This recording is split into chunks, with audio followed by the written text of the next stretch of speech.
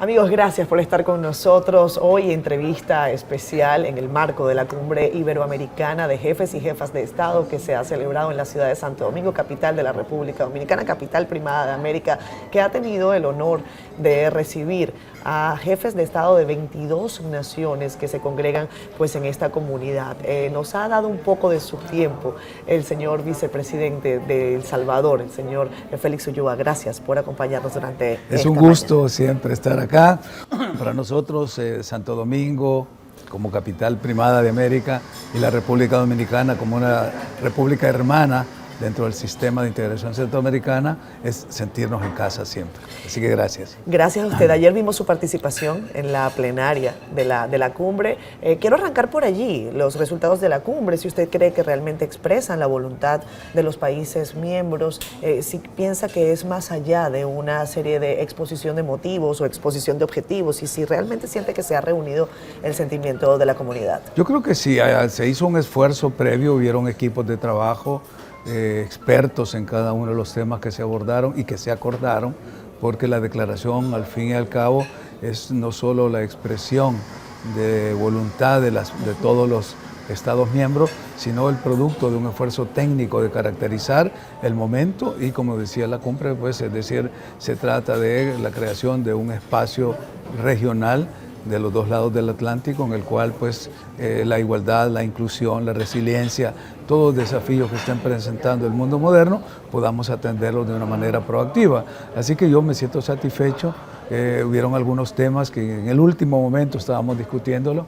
En el almuerzo que ofreció el presidente Abinader estábamos viendo el tema de la arquitectura financiera internacional, que es un tema de preocupación para nuestros países, pero al final hubo un consenso general y creo que la declaración refleja ese sentimiento y esa aspiración que tenemos los 22 estados que constituimos esta comunidad. Qué bueno que usted me menciona ese punto, porque a veces cuando le mencionamos a la gente, a la ciudadanía, arquitectura financiera, la gente dice, ¿con qué se come eso? ¿De qué se trata?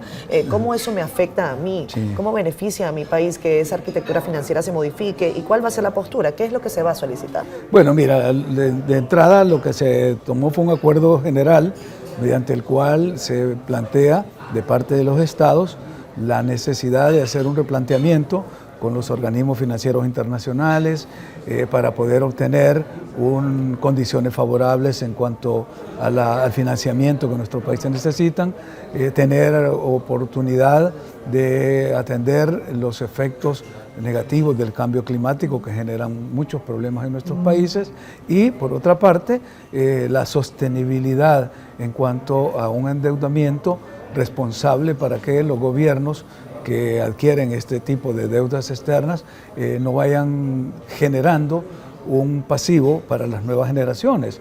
Y lo decía con toda propiedad el presidente de Costa Rica, lo que queremos es que el financiamiento sirva para atender los desafíos del desarrollo y no para gasto corriente, porque eso es lo que se ha visto en muchos de nuestros países.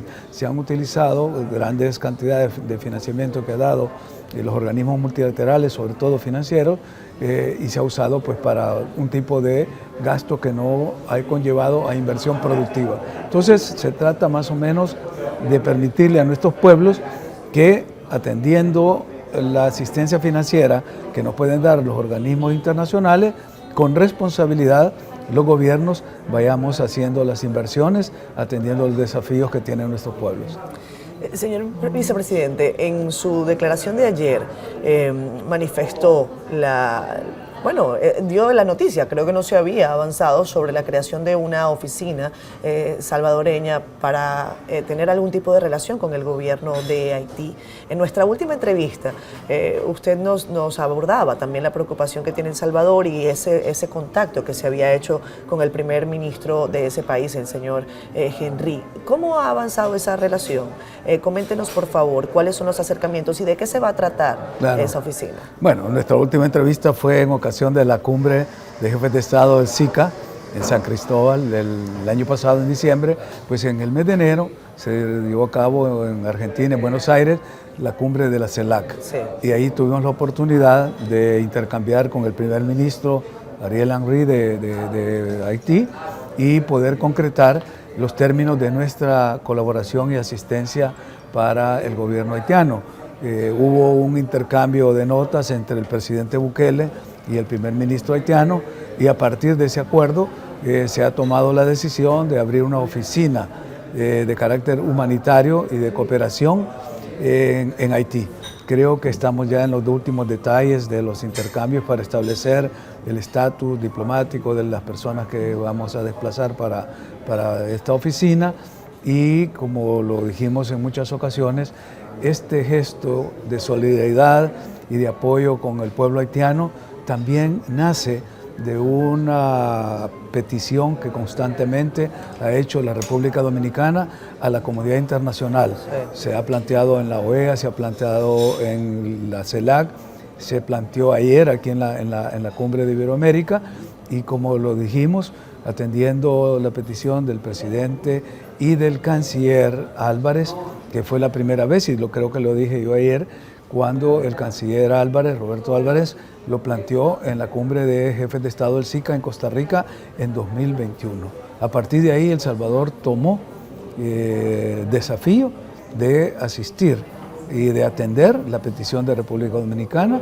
En esa época todavía pues, estaban otras condiciones en Haití, pero siempre estábamos atentos a la posibilidad de compartir con el pueblo haitiano algunas de las experiencias exitosas que hemos tenido en nuestro país, y de poder apoyar también de esa manera y de forma indirecta a la República Dominicana, que ha tenido durante los últimos tiempos que padecer de esa violencia estructural que se ha dado en nuestra hermana República Haitiana, y que afecta de una u otra forma al país pues, vecino, ¿no? Se comparte la misma isla, y por eso entendemos y comprendemos y apoyamos a la República Dominicana en esta solicitud que ha hecho a la comunidad internacional. En Haití tenemos una lucha de bandas. Tenemos a bandas que tienen al país prácticamente sitiado. Han dejado en algunos momentos al país incluso sin la posibilidad de acceder a combustible. Evidentemente las realidades no son trasladables. Lo que ocurre en El Salvador tiene sus particularidades y lo que ocurre en Haití tiene las suyas. Pero ¿de qué manera piensa usted que se puede compartir experiencia en ese sentido? ¿Hacia dónde podría caminar eso? El presidente Abinader dice incluso que hay que pacificar Haití y que los países de la comunidad iberoamericana están de alguna manera dispuestos a participar en esa pacificación. ¿Cuál sería el rol de El Salvador?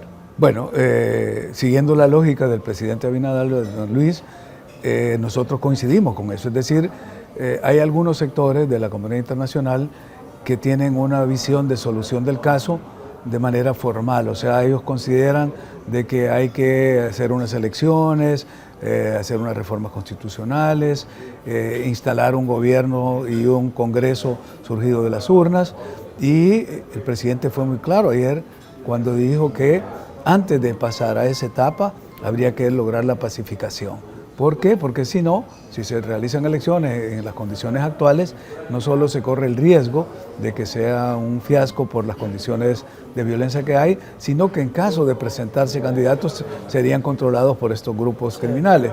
Por lo tanto, se requiere una intervención previa de pacificación y de generar condiciones para las elecciones. En ese sentido, ya hay una propuesta de Naciones Unidas, y Canadá y Estados Unidos están siendo llamados para el despliegue de fuerzas militares y poder establecer esas condiciones favorables para un segundo momento que serían las elecciones. El Salvador, lo hemos dicho en muchas ocasiones, no tenemos, a pesar que participamos en algunas operaciones de paz en el DPKO, en el Departamento de Operaciones de Paz de Naciones Unidas, tenemos tropas en Líbano, en Malí, en otros países, pero en el caso de Haití nosotros consideramos de que no vamos a participar con fuerzas ni policiales ni militares, sino más bien dando la asistencia técnica, haciendo una especie de transmisión de conocimiento, una transferencia de los métodos que hemos usado nosotros en el país, porque no se trata simplemente de resolver por la vía militar un problema de violencia estructural que generan las pandillas. Eso lo hemos visto en nuestro país.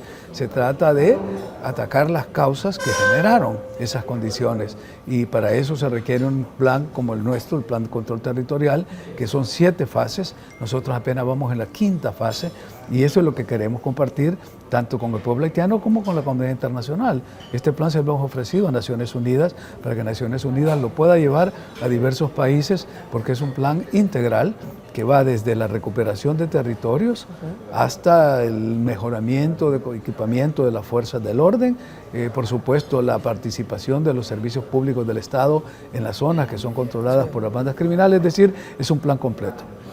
El Salvador va a asumir la presidencia de SICA muy pronto. Y lo hemos conversado en ocasiones anteriores, los retos a los que se enfrenta el sistema centroamericano. Usted habla incluso de la posibilidad de que se cambie el nombre, de que se cambie la estructura de SICA, y se habla de una Unión Centroamericana. Aváncenos sobre ese particular y cuál va a ser el rol desde la perspectiva política de esa Unión Centroamericana cuando tenemos graves conflictos no solamente de índole social, sino de índole democrático en la región. O sea, tenemos una situación como la de Nicaragua, y algunos dicen, bueno, pero es que SICA no está diciendo nada. ¿Por qué SICA, que es el organismo que ampara a esa comunidad de naciones, no ejerce una presión permanente contra un régimen como el de Daniel Ortega? Sí, bueno, mira, hay varias cosas que son interesantísimas, como lo has planteado. Primero, ¿cuál sería ese rol de El Salvador cuando asumamos la presidencia pro tempore, que va a ser en el mes de junio?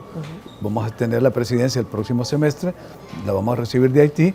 El presidente Bukele ha expresado su interés de ir él personalmente a recibirla. ¿Haití? A Belice, perdón. A Belice. Belice, no, es Belice quien nos va a entregar. Exacto, porque Belice tiene actualmente, bueno, la recibió aquí en Santiago. República Dominicana, sí. En Santiago. República Dominicana le pasó la presidencia por tempore a Belice, Belice nos la va a pasar a nosotros. Entonces, en ese semestre sí queremos acelerar un poco más el proceso de estudio, debate, discusión y algunos acuerdos para ir sustituyendo, como tú bien nos dices, el protocolo de Tegucigalpa que dio origen al SICA, al Sistema de Integración. Es un protocolo que se firmó en diciembre de 1991, o sea, ya prácticamente va a tener 32 años este año, y quisiéramos que pasáramos de ese estado de integración que tenemos ahora a un estadio superior, que es la Unión Centroamericana, un poco el modelo de la Unión Europea, en el cual pues se crean instituciones comunitarias, se crea una entidad con personería propia diferente a los estados que la integran. Lo explicaba ayer el señor Borrell cuando decía qué naturaleza tiene la Unión Europea, que no es una república federal, no es una confederación de estados, es un ente sui generis. Pues nosotros creemos que ese proyecto surgió en Centroamérica antes que en Europa. Hay una reunión de presidentes y de jefes de Estado en Nicaragua en 1997, cuando se planteó la necesidad de la Unión Centroamericana. Desde esa época venimos con este sueño que ha sido diferido. Y por otra parte, sí creemos que teniendo este espacio regional se van a mejorar las condiciones en los 8 estados que conformamos el SICA actualmente, no solo en materia comercial, desarrollo económico, atención a desastres generados por la naturaleza, sino también, como tú planteas, en el tratamiento de algunos problemas políticos que se dan en la región, porque habrán organismos comunitarios en los que se podrán abordar estos temas.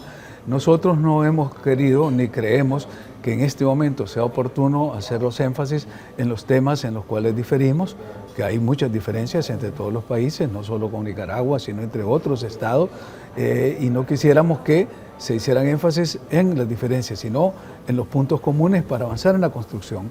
Hay una ley que yo siempre cito, que es la que nos permite entender esta dinámica, es la ley del desarrollo desigual y combinado.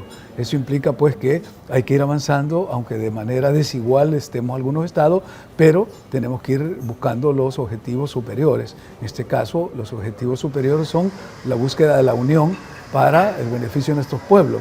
Sabemos que nunca va a haber una condición ideal, y nunca la ha habido desde la independencia, desde que se constituyó la República Federal de Centroamérica en el siglo XIX, en 1824, y siempre hemos tenido estos tipos de problemas. Lo que necesitamos ahora, porque la realidad nos lo demanda y lo dice así, era el lema de la cumbre que se realizó, que unidos somos más fuertes y estamos luchando por esa unidad y por esa unión centroamericana. Pero ¿cuál es la postura de El Salvador en este momento sobre la realidad política que está viviendo Nicaragua? Lo que nosotros hemos dicho, y se lo hemos dicho a Nicaragua, se lo hemos dicho a sus funcionarios en muchas ocasiones, que nosotros hacemos una diferencia entre lo que es el gobierno de Nicaragua y lo que es el Estado de Nicaragua, porque estuvimos en el sistema más de un año sin secretario general, justamente porque había esa confusión, es decir, hubo uno u otro país que se negaban a reconocerle al Estado nicaragüense el derecho de proponer al secretario general, que por el orden de rotación le tocaba y le toca a Nicaragua. Hubo que esperar a que hubiera un cambio de gobierno en estos países para que se aceptara que Nicaragua propusiera al candidato, que por supuesto fue una persona idónea. El Salvador siempre mantuvo esa posición. Nosotros podemos tener diferencias con el gobierno de Nicaragua, pero siempre vamos a reconocer al Estado nicaragüense su titularidad, su legitimidad y el derecho de proponer al secretario general. Y eso es lo que tenemos, porque creemos que los asuntos internos de cada país los resuelven las personas de cada país, los ciudadanos, las instituciones de cada país, manteniendo ese principio de que el respeto al derecho ajeno es la paz de Benito Juárez, y de que el principio de no intervención y de libre determinación de los pueblos, creo que podemos trabajar en armonía. Las diferencias siempre van a haber. Es decir, aún en la Unión Europea lo hemos visto con el Brexit de Gran Bretaña, nunca hay una unidad perfecta. Lo que se debe tratar es de hacerlo mejor para lograr el bienestar de los pueblos. Ayer, yo no sé si a usted le pasó, pero a mí sí. Haciendo la cobertura de esta cumbre iberoamericana, yo esperaba que quizás el tema de El Salvador, su manejo sobre la guerra de pandillas, saliera a colación. Incluso pensaba que quizás el presidente Petro de Colombia iba a ponerlo sobre la mesa, cosa que no hizo. ¿Le sorprendió a usted que el tema de El Salvador no estuviese en la agenda? Pues la verdad no, porque yo creo que la realidad ha superado la narrativa negativa que surgió en algunos momentos. Estamos siempre bajo un ataque permanente, una campaña de algunos sectores, sobre todo algunos medios, algunos periodistas, por ejemplo el Diario del País de España o CNN en Estados Unidos, que están constantemente atacando al presidente Bukele, es decir, siempre el ataque es a Bukele y creen que atacando a Bukele van a cambiar la realidad, cuando la realidad en El Salvador es el respaldo que cada vez más tiene el presidente por las acciones que está tomando. Entonces, no nos extrañó que no saliera, porque ya no pueden negar el éxito del plan control territorial y esta guerra contra las pandillas. Entonces, ahora lo que hemos visto es que están cambiando el discurso. Ayer aparecía otro periodista de CNN diciendo, bueno, ¿y cuán sostenible va a ser eso? Sí. ¿Y hasta dónde va a durar? Bueno, se van a dar cuenta dentro de 5 o 10 años que este problema lo hemos ganado. Y entonces, yo siempre lo he dicho, la mentira tiene piernas cortas y la verdad siempre la alcanza. Todas las mentiras que se dijeron se van cayendo como castillo naipes, porque la realidad de los hechos lo va demostrando. Y, como dice el presidente Bukele, afuera pueden tener una visión totalmente distorsionada de lo que está sucediendo en el país. Lo que importa es lo que el pueblo salvadoreño está viviendo, y uno lo ve en los rostros de las personas. Hace un año, hace 2 años, hace 3 años, las caras de las personas eran de angustia, de aflicción. Ahora tú vas y ves en los autobuses, ves en las calles, ves en los espacios públicos. Usted dice que está promoviendo el turismo en El Salvador. Bueno, hemos duplicado la cantidad de turistas que esperábamos. Hemos superado todas las expectativas, y no solo es turismo nacional, sino internacional el que está llegando. De hecho, y lo decía yo ayer también, en este semestre vamos a tener los Juegos Centroamericanos. La Universidad Nacional está sirviendo como la vía para alojar a los atletas y muchas de las competencias, la ciudad universitaria. Vamos a tener 5 campeonatos de surf a nivel mundial que se van a desarrollar ahí. Tenemos el concurso Miss Universo, es decir, es un país que está dando otro rostro. Es decir, y eso no hay necesidad ni de hacer propaganda, ni de traer mercadólogos para que mejoren la imagen del país. Eso se ve en los rostros de las personas. Si un periodista cualquiera, por ejemplo yo, quiero ir a El Salvador y constatar lo que ustedes están haciendo, ¿puedo hacerlo? Totalmente. O sea, hay libertades para que... Bueno, antes de venir acá tuve 2 entrevistas. Sí. Una con el New York Times, que tenía ahí un equipo que había ido a verificar in situ si era cierto que estábamos devolviendo las casas que las pandillas le habían quitado a las personas. Sí. Solo en un barrio que se llama La Campanera hemos devuelto 1.300 viviendas. O sea, 1.300 familias habían sido desplazadas de sus viviendas por las pandillas que se habían tomado las casas. Se las hemos recuperado y se están devolviendo. Y a nivel nacional son más de 4.000 viviendas las que hemos recuperado y se está devolviendo a sus antiguos dueños, los que están vivos, porque algunos los mataron para quitarles las casas, otros huyeron, y las casas que están quedando disponibles es una institución del Estado que se llama Fondo Social para la Vivienda, el que está administrando este proyecto. Pues la gente de New York Times me hizo que habían estado visitando para ver y comprobar eso y hablar con las personas. La BBC de Londres también tiene otro equipo que está allá o sea, hay la libertad de prensa, la libertad de expresión, la libertad de movilización en nuestro país es total y absoluta. Si no, no tendríamos todo este turismo que está llegando con seguridad y sobre todo a zonas en las que antes no se podía visitar. Y eso lo comprueba nuestro turismo nacional, o sea, de la diáspora salvadoreña, que tenemos casi 3 millones viviendo en Estados Unidos, hay personas que no regresaban a sus comunidades desde hacía 20 años, porque la familia decía, no vengas, porque aquí está la pandilla y saben que vienes con dólares y te pueden matar, nos pueden... Entonces, ahora están llegando y están invirtiendo en sus comunidades. O sea, el país es diferente, es una transformación estructural que se está dando a partir de la seguridad que se está logrando con nuestro gobierno, con el liderazgo del presidente. Vicepresidente Ulloa, es oportuna esta entrevista además, porque mañana, por lo que pude revisar, se cumple un año desde que se inició pues el estado de excepción que ustedes han mantenido allá en El Salvador. Algunos le han preguntado cuánto tiempo se va a extender, quizás esa es una pregunta que usted no tenga respuesta, o sí.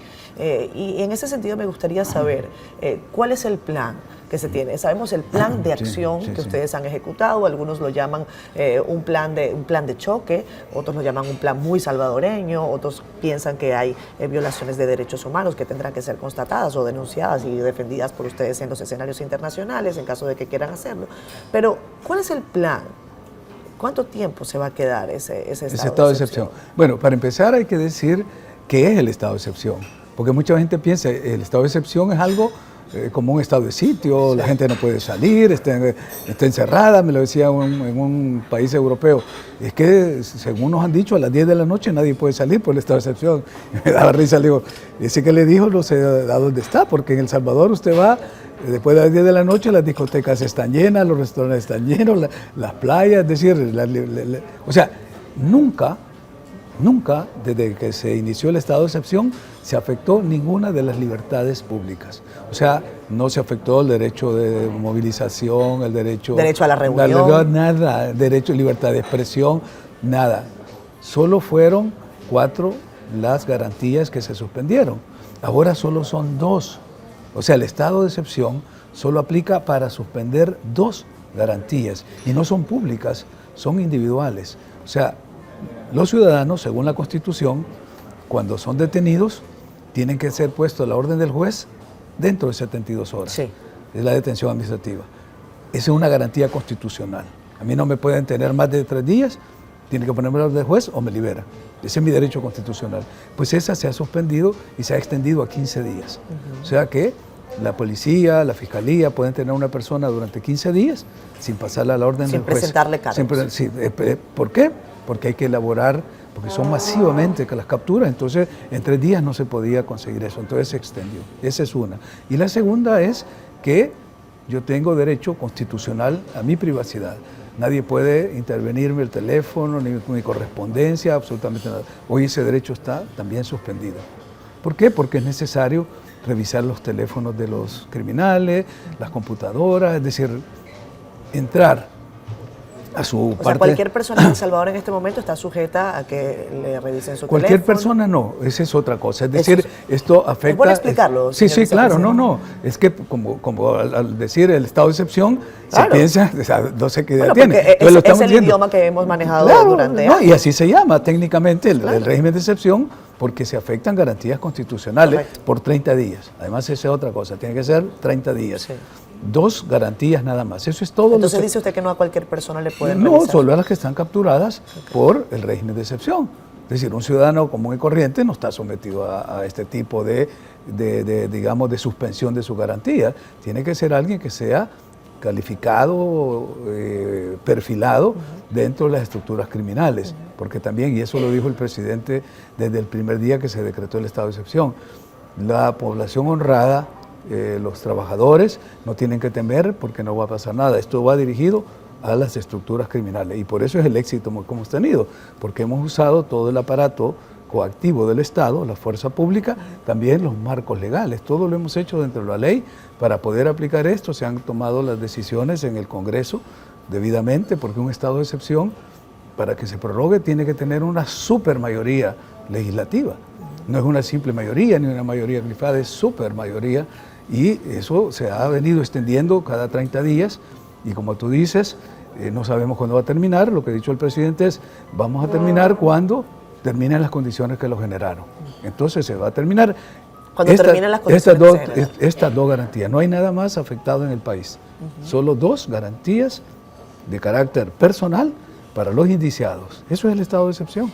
Por eso es que la gente allá cuando se escucha eso dice, ¿qué es estado de excepción? Si aquí, o sea, mi vida es normal, es como ha sido siempre. O sea, al revés, dice, gracias a ese estado de excepción que lo han presentado afuera las cadenas de televisión y los periódicos como estos que te he mencionado, han creado una especie de que para la gente dice, bueno, ¿dónde está eso? Y yo lo que vivo aquí es, hemos logrado la paz y la armonía en las comunidades que no teníamos.